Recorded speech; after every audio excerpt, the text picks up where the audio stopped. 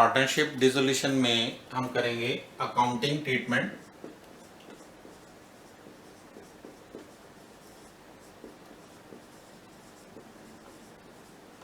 इसमें हमारे को क्या देखना होता है कि क्या क्या चीज़ें हमारे को बनाई जानी है। सपोज सबसे पहले हमारे को रियलाइजेशन अकाउंट, देन हमारे को लोन अकाउंट।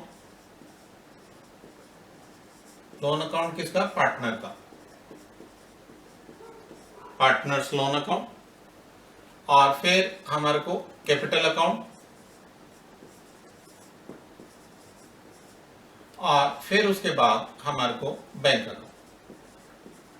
तो these are the account maintained in dissolution of partnership, और you can say this is the accounting treatment. उसमें ये अकाउंट हमारे को बनाने होते हैं। तो सबसे पहले अगर हमारे को अपना रियलाइजेशन अकाउंट बनाना है तो इसमें क्या आइटम आनी है, किस प्रकार की जर्नल एंट्रीज आनी है, वो पहले आपको मालूम होना चाहिए। वैसे आपने पिछले लेक्चर में ये देखा था कि हमारे को अपनी जर्नल एंट्रीज किस प्रकार से करनी होती हैं। इसमें होता क्या है कि हम सभी एसेट्स और सभी लाइबिलिटीज को रियलाइजेशन में ट्रांसफर कर देते हैं, एसेट्स को सोल्ड कर देते हैं, लाइबिलिटी की पेमेंट कर देते हैं, और उसके बाद हमारे को एसेट और लाइबिलिटी की एसेट सेल करने के बाद, लाइबिलिटी की पेमेंट करने के बाद जो भी बैलेंस बचता है वो हमारे लिए प्रॉफिट कहलाता है। और इसके बाद हमारे को जो पार्टनर्स के लोन होते हैं उनकी पेमेंट कर दी जाती है, और देन पार्टनर्स जो हैं उनका फाइनल सेटलमेंट कर दिया जाता है।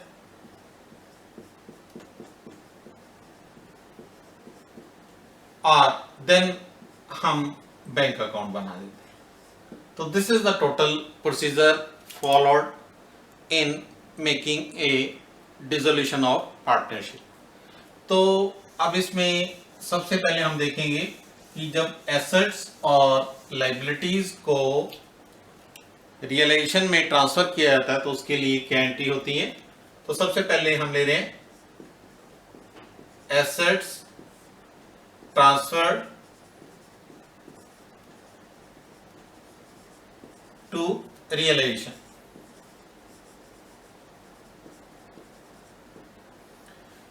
तो जब एसेट्स को ट्रांसफर किया जाता है तो एसेट्स को हम क्रेडिट करेंगे, क्या एसेट्स का हमेशा डेबिट बैलेंस होता है, तो उसकी आपकी एंट्री हो जाती है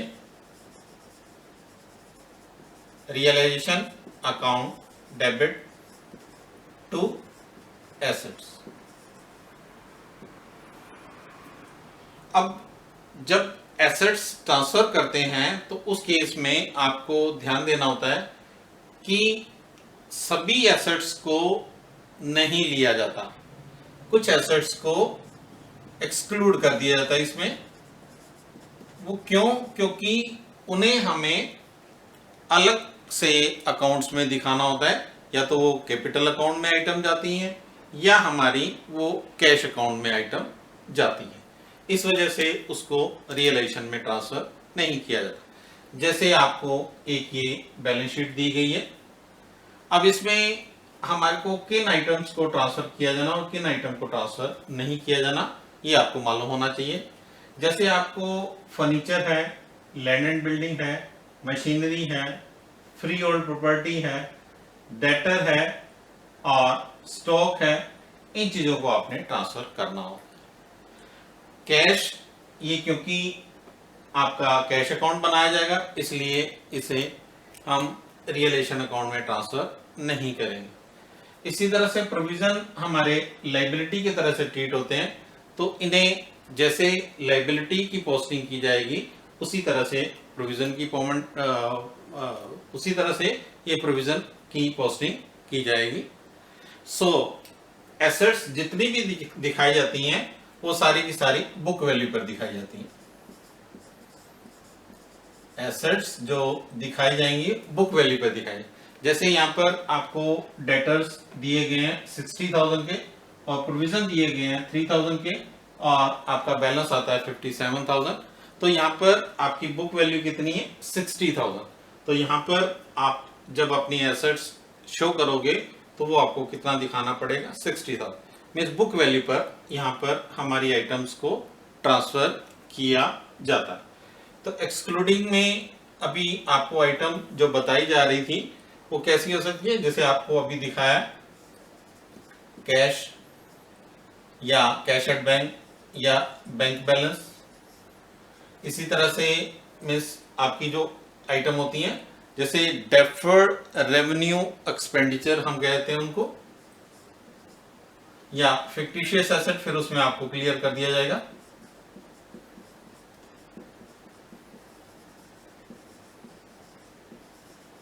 फिक्टिशियस जैसे आपको प्रॉफिट एंड लॉस का डेबिट बैलेंस दिया हो, मीन्स आपको मालूम है कि जैसे बैलेंस शीट है तो प्रॉफिट हमें इस साइड दिया होता है और लॉस हमें इस साइड दिया होता है, तो वो हमारा डेबिट बैलेंस कहलाता है। तो अगर आपको प्रॉफिट एंड लॉस का डेबिट बैलेंस दिया गया या आपको जैसे बताया था जा रहा था कि deferred revenue expenditure,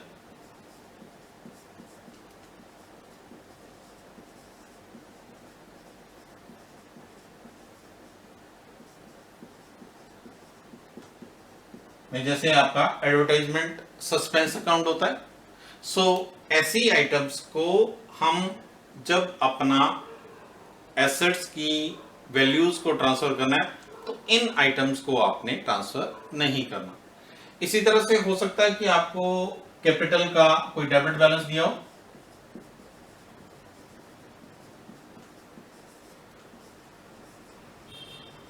debit balance of capital या डेबिट बैलेंस ऑफ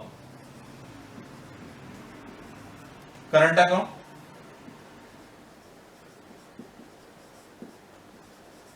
मीन्स जैसे कैपिटल का हमारा क्रेडिट बैलेंस होता है, कैपिटल का डेबिट बैलेंस भी हो सकता है, तो वो आपने नहीं लेना होता रिलेशन में।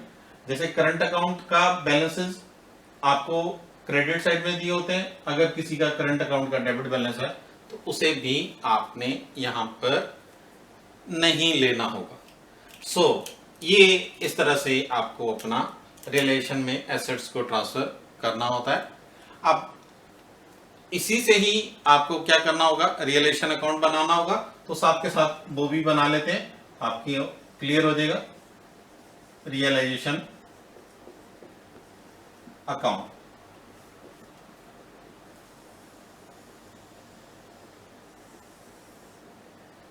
सो रियलाइजेशन अकाउंट आप जब बनाते हैं तो debit side, credit side, this is your debit side, this is your credit side, ये आपका पर्टिकुलर्स और amount in rupees, particulars amount in rupees. तो सबसे पहले आपने क्या किया, अपनी एसेट्स को ट्रांसफर किया है। तो टू ये सन्ड्री एसेट्स लिख देते हैं हम। जो भी एसेट्स आपने ट्रांसफर करनी है और जो नहीं ट्रांसफर करनी है वो यहां पर लेनी नहीं है, जो ट्रांसफर करनी है वो आपको यहां पर दिखाना होगा। सो उसके बाद आपको नेक्स्ट अपनी लाइबिलिटीज को ट्रांसफर करना होता है। अब जब लाइबिलिटीज ट्रांसफर करते हैं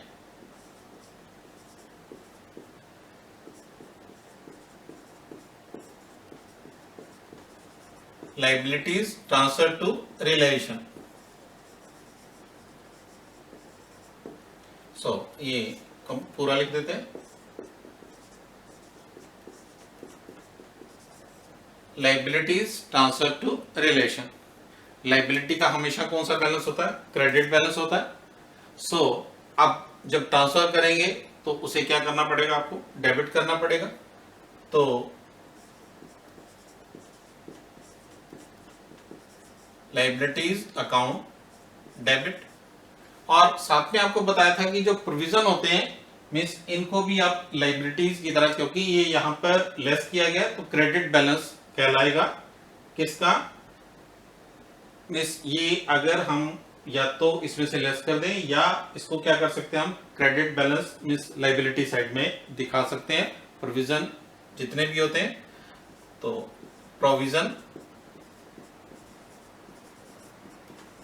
ये आपका केवल डेटर के ऊपर नहीं बना, किसी भी आपने फिक्स्ड एसेट के ऊपर जैसे प्रोविजन फॉर डेप्रिसिएशन है तो वो भी आप यहां पर ले लोगे।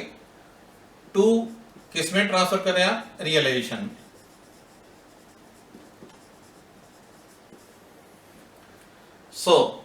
इसी तरह से जैसे आपने पहले देखा था कि एसेट्स में कुछ आइटम्स को नहीं लिया जाता, उसी तरह से जब हमारा लाइबिलिटी ट्रांसफर करते हैं तो किन आइटम को एक्सक्लूड करते हैं, किन आइटम्स को इसमें नहीं लिखा जाता। जैसे आपके प्रॉफिट का कोई भी बैलेंस दिया, profit and loss, credit balance, reserve fund,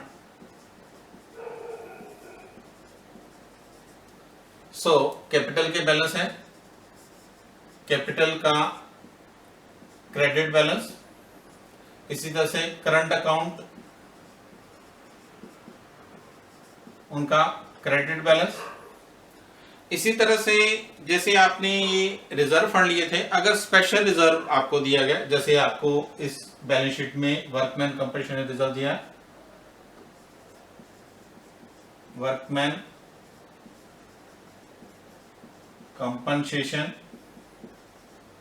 reserve, तो इन आइटम्स को आपने रियलाइजेशन अकाउंट में ट्रांसफर नहीं करना, क्योंकि ये एक तरह से हमारे प्रॉफिट में से बनाए गए हैं और जब आप कैपिटल अकाउंट बनाओगे तो कैपिटल अकाउंट में इनको ट्रांसफर कर दिया जाता है, चाहे प्रॉफिट का बैलेंस है, चाहे आपका रिजर्व फंड है, चाहे वर्कमैन कंपनसेशन रिजर्व है।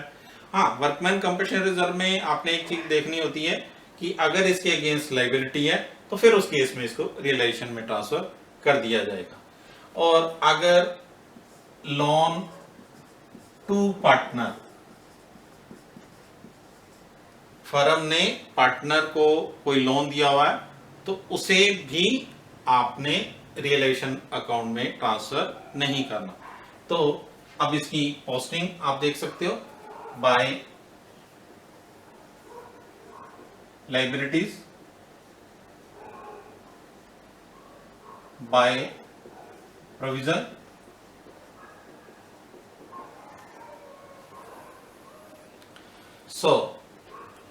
जो भी आपको अमाउंट आएंगे वो आपने यहां पर लिख देने होंगे। उसके बाद नेक्स्ट हम ले रहे हैं,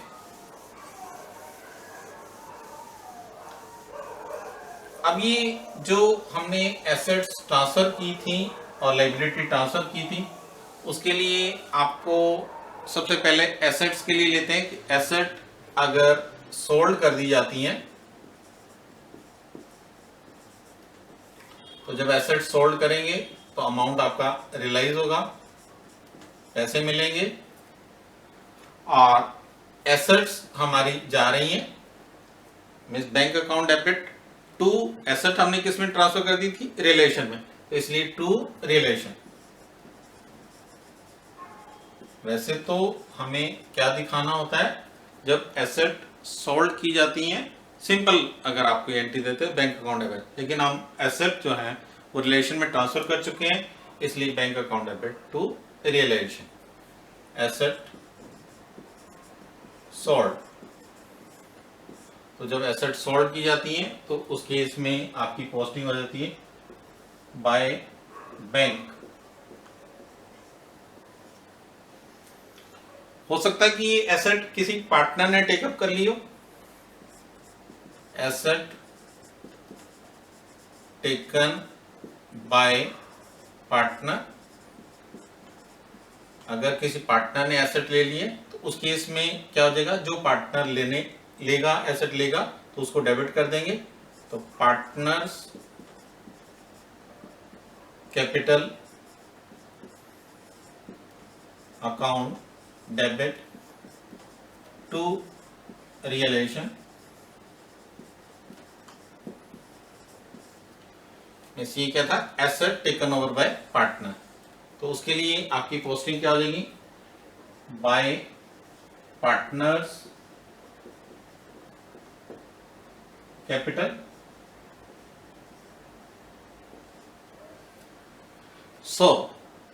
अब इसके बाद एसेट्स सेल करने के पश्चात अगर आपको लायबिलिटी के बारे में बताया गया कि लायबिलिटी की पेमेंट की गई, लायबिलिटी पेड,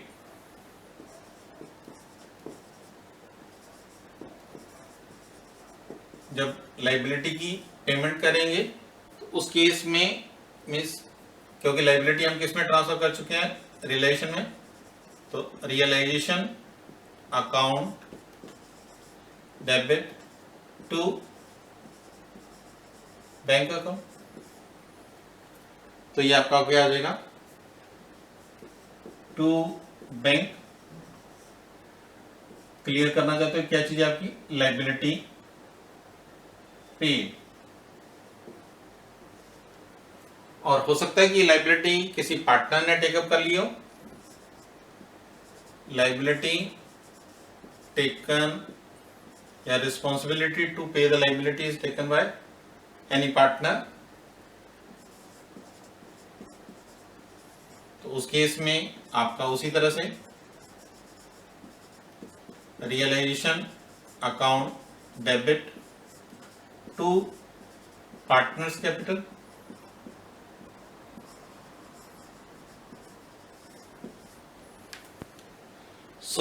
उस केस में यहां पर पोस्टिंग जब आप दोगे टू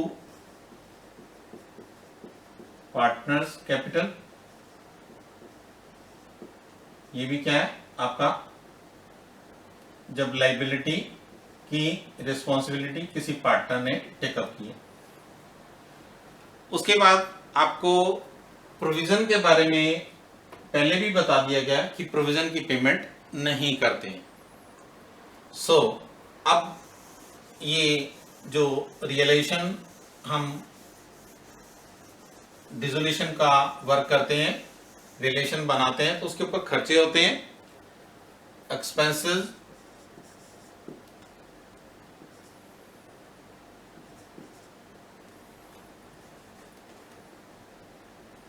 दिस इज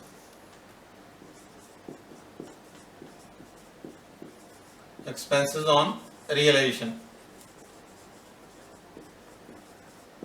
तो अगर आपके रिलेशन पे खर्चे हुए हैं तो उस केस में खर्चों को आप डेबिट करते हैं, किस पे हो रहे हैं, रियलाइजेशन पर। तो realisation account debit to bank. तो उसी तरह से इसकी जब पोस्टिंग करेंगे टू बैंक, और ब्रैकेट में दिखाना चाहो expenses on realisation.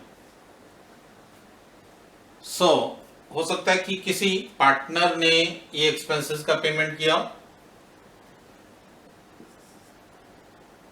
Paid by partner.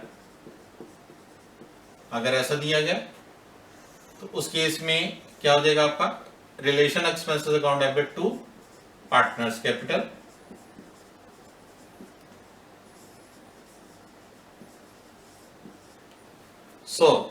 तो उस केस में आपको क्या दिखा देना होगा, टू पार्टनर्स कैपिटल, और ब्रैकेट में दिखा सकते हो एक्सपेंसेस है। दिस वे आपको अपना रियलाइजेशन अकाउंट बनाना होता है। अब जब रियलाइजेशन अकाउंट बनाते हैं तो उस केस में आपको देखना है कि दोनों में से कौन सी साइड ग्रेटर है। अगर आपकी क्रेडिट साइड ग्रेटर आ जाती है तो उस केस में आपका बैलेंस क्या हो जाएगा, प्रॉफिट।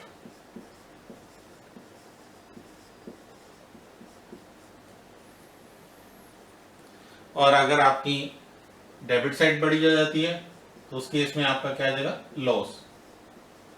जो भी लॉस या प्रॉफिट आएगा, जो फर्म के पार्टनर्स दिए होंगे उनमें जो रेशो दिया होगा उस रेशो में डिस्ट्रीब्यूट कर दिया जाएगा। और आपको पता है अगर रेशो नहीं दिया होता पार्टनर्स में प्रॉफिट किस तरह से, लॉस किस तरह से, उस केस में आपने इक्वली डिस्ट्रीब्यूट कर देना।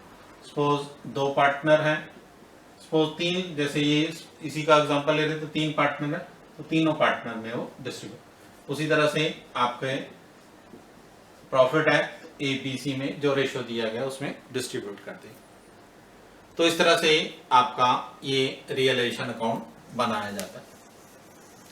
अब उसके बाद दूसरे नंबर पर आपको क्या करना होता है, लोन अकाउंट, पार्टनर लोन है। जैसे ए ने कोई लोन दिया तो as loan account.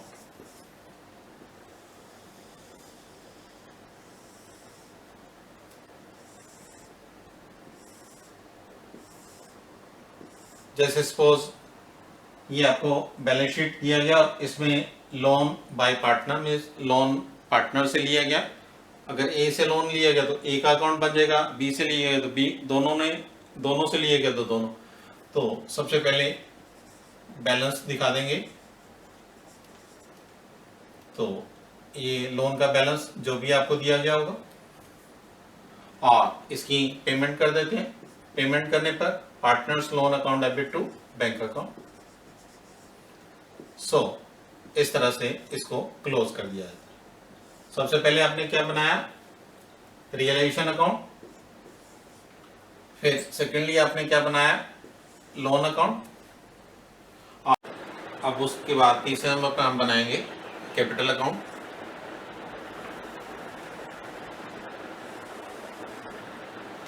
Capital account में जैसा कि आपने अभी लिया था कि 3 पार्टनर हैं, ए बी सी। सो इसको थोड़ा सा बड़ा कर लेते हैं।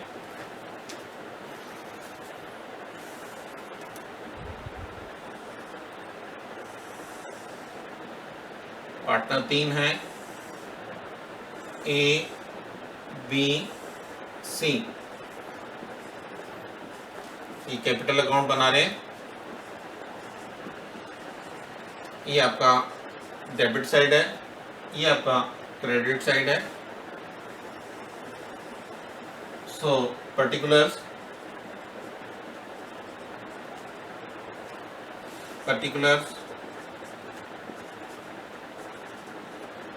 तो सबसे पहले आप कैपिटल का कौन सा बैलेंस लिखते हो, ओपनिंग बैलेंस लिखते हो। सो ओपनिंग बैलेंस यूजली आपको क्रेडिट बैलेंस दिया होता है by balance BD. In case आपको डेबिट बैलेंस दिया गया तब आपने इस साइड में लिख लेना होगा। उसके बाद आपने जैसे कि अपना रियलाइजेशन अकाउंट बनाया तो उसका जो भी प्रॉफिट या लॉस आता है उसको आप कैपिटल अकाउंट में शिफ्ट कर देते हैं। आपकी एंट्री थी realisation account debit to partners capital A B C. तो ये पार्टनर के कैपिटल अकाउंट में क्रेडिट साइड में बाय रियलाइजेशन, ब्रैकेट में क्लियर कर दोगे क्या चीज है आपका, ये प्रॉफिट है। तीनों पार्टनर में जो उनका रेशियो दिया गया है उसमें डिस्ट्रीब्यूट कर देंगे। उसके बाद बैलेंस शीट में अगर आपको कोई प्रॉफिट या लॉस दिया गया हो तो उसको डिस्ट्रीब्यूट कर दिया जाता है। सपोज बैलेंस शीट में आपको प्रॉफिट दिया गया है तो उस प्रॉफिट को P&L, क्रेडिट बैलेंस और profit whatever it is return to you, तो इसको पार्टनर्स में डिस्ट्रीब्यूट कर दिया जाता है। बैलेंस शीट में अगर आपको कोई जनरल रिजर्व दिया गया हो, जैसे कि आप पहले डिस्ट्रीब्यूट करते आए हो, जनरल रिजर्व ये भी सभी पार्टनर्स में डिस्ट्रीब्यूट कर दिया जाएगा। उसके बाद अगर बैलेंस शीट में कोई स्पेशल रिजर्व दिया गया है और उसके अगेंस्ट कोई लायबिलिटी अराइज नहीं होती है तो उसे भी हम कैपिटल अकाउंट में, जैसे आपको वर्कमैन कंपनसेशन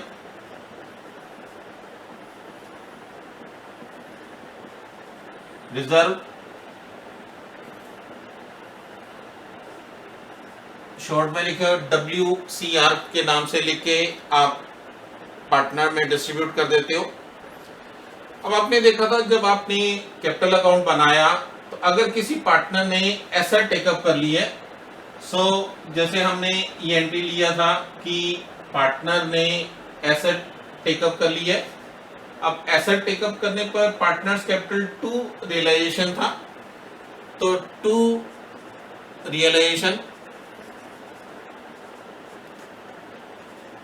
ये किसी ने एसेट टेकअप करी है। सपोज हम ले रहे हैं कि ए ने एसेट टेकअप की है, तो सिर्फ ए में दिखाएंगे, बी में कुछ नहीं दिखाएंगे, सी में कुछ नहीं। अगर इन्होंने भी टेकअप किए तब इनके अकाउंट में वो बैलेंस दिखाया जाता है। अब इसी तरह से किसी पार्टनर ने लायबिलिटी को पे करने की रिस्पॉन्सिबिलिटी ली है, तो relation account debit to partners capital है आपका। सो कैपिटल अकाउंट में क्या आ जाएगा, बाय रियलाइजेशन। सो ब्रैकेट में आप दिखा सकते हो क्या चीज है, लायबिलिटी। अगर किसी पार्टनर ने रिस्पॉन्सिबिलिटी ली है पे करने के लिए, सपोज अब बी ने कोई रिस्पॉन्सिबिलिटी ली है, तो बी के कॉलम में आपने बैलेंस दिखा देना है, ए और सी में कुछ नहीं आएगा। इसी तरह से आपने लिया था कि किसी पार्टनर ने एक्सपेंसेस को पे करने की रिस्पॉन्सिबिलिटी ली है, तो उस केस में बाय रियलाइजेशन। सो ये क्या है, एक्सपेंसेस।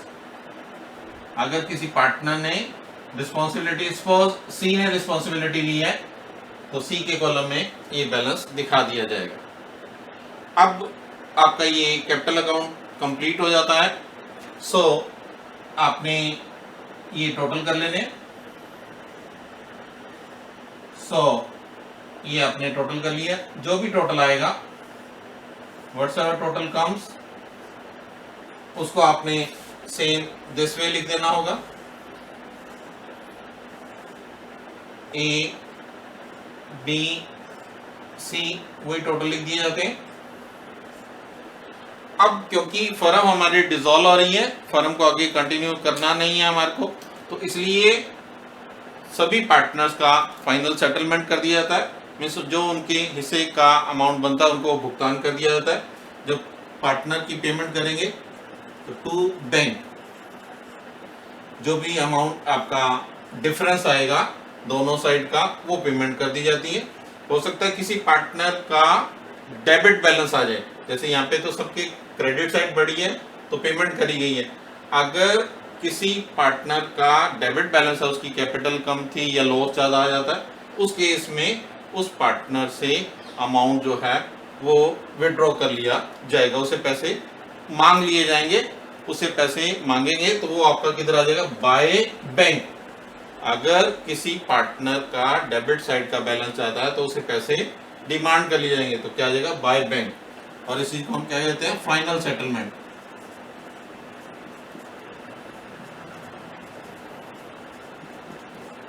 इस तरह से आपका ये कैपिटल अकाउंट बनाया जाएगा। और उसके बाद आपका ये बैंक अकाउंट बनाया जाता है लास्ट में। बैंक अकाउंट आप लोगों ने पहले भी पढ़ चुके हो, बड़ा इजी होता है। रिसिप्ट साइड में जितना भी अमाउंट रिसीव हुआ है उसको लिखते हैं, पेमेंट साइड में जो भी आपने पेमेंट्स की हैं उसे लिखते हैं, तो ये पर्टिकुलर्स। और ये डेबिट साइड है आपकी, अमाउंट इन रुपीज है, पर्टिकुलर्स। और ये credit side, amount in rupees. तो सबसे पहले आपको बैंक का बैलेंस दिखा देना होता है, जो कि बैलेंस शीट में आपको मिलेगा। कैश लिखा होगा या कैश एट बैंक लिखा होगा या सिंपली बैंक लिखा होगा, तो टू बैलेंस डीडी, ये आपका ओपनिंग बैलेंस आ जाता है। अब उसके बाद जो आपने एसेट्स सोल्ड की थी, ये आपने एसेट सोल्ड की थी। जब एसेट सोल्ड करते हैं तो उससे आपको अमाउंट रियलाइज हुआ था, bank account debit to realisation. ये क्या किया था आपने, एसेट सोल्ड की थी। उसके बाद आपको लाइबिलिटी का पेमेंट किया गया था। जब लाइबिलिटी का पेमेंट करते थे तो आपकी एंट्री क्या थी, relation account debit to bank. तो बाय रियलाइजेशन ये लाइबिलिटी की आपने पेमेंट की है। उसके बाद एक्सपेंडिचर की पेमेंट हुई थी, मींस रिलेशन के ऊपर जो खर्चे होते हैं, बाय आपकी एंट्री थी relation account debit to bank, ये एक्सपेंसेस बाय रियलाइजेशन क्या चीज है, एक्सपेंसेस। उसके बाद आपका रियलाइजेशन में कोई भी ऐसा आइटम नहीं रह गया जो कि हमने बैंक में ना दिखाया हो। उसके बाद आपने ये लोन अकाउंट बनाया था। अगर लोन अकाउंट बनाया हुआ है तो उस केस में पार्टनर के लोन की पेमेंट करी है आपने, तो बाय, जैसे ए है तो ए, बी है तो बी, अदरवाइज हम यहाँ पर पार्टनर्स लोन लिख देते हैं। ये पेमेंट की थी।